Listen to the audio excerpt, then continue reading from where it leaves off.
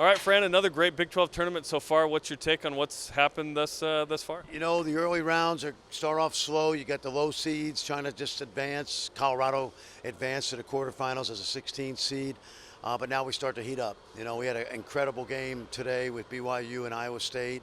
Iowa State was tremendous with 2 players down. BYU shot the lights out. Both teams shot the lights out, right? Tournament record. And it's fun. Houston, as the 1 seed, slept walk a little bit. You know pretty well what happened back in January in Houston. And I've tried to forget. Yeah, but I don't expect the same outcome tomorrow, honestly, because I think what I like about BYU, really, and what I like about Coach Young is you could see, as smart a man as he is, he's grown into the job, figuring out his rotations, making sure that he's got some defensive toughness on the floor, stoppers like Mag and Stewart. He's got great scoring, great ball movement. The team is very unselfish. They're tough. So I can't wait for tomorrow because I think we get into the meat of this tournament where you're going to have 2 great semifinals. And then whoever advances Saturday night, it's going to be epic. So it's what I've been doing for a long time here, and I'm excited about it. Houston's the best team in the league, clearly, but BYU might be the hottest team, right?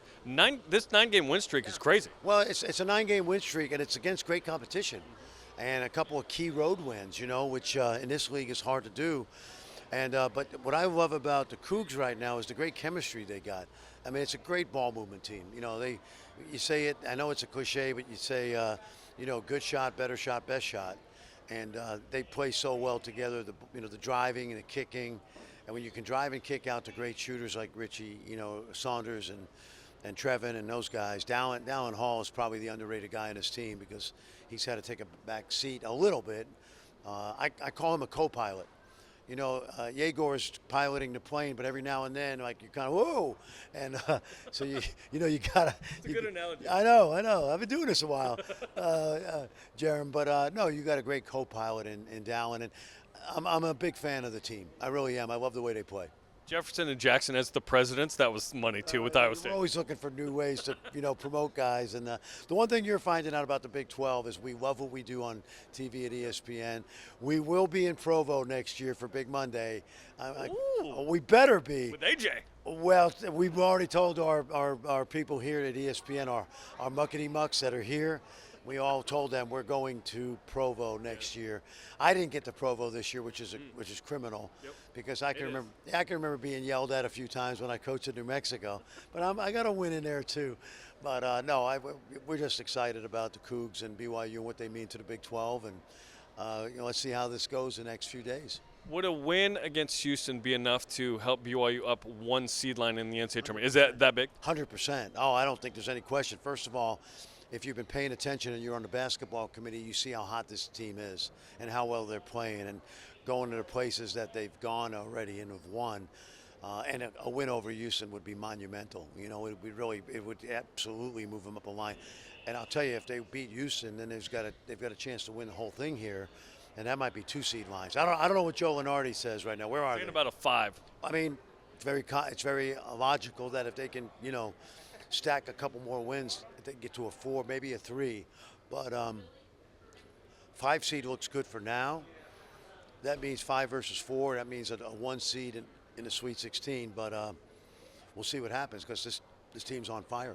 And finally, what's the key to keeping the voice fresh when you're talking all day? A lot of hot tea.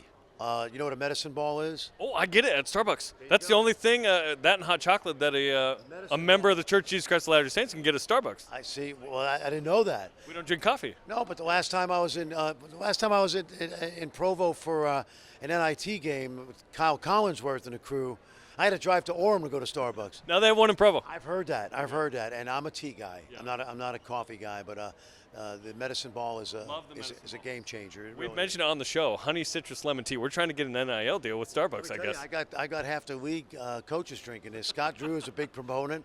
I learned it from country music singers. You do 30 days, 30 concerts and 30 nights, and you're in Logan one night, and you're in Provo the next, and then you're off to Denver, and you're in, Fort Collins, and you've got to keep the voice fresh, and a lot of tea for me. I saw Garth Brooks' banner up there. He's been in here too. So good vibes in this gym. Fran, it's a great facility. Appreciate the time. Best of luck with everything. Thanks. Appreciate it. And, hello to all my Coug friends. And thanks for everything you did with Jimmer.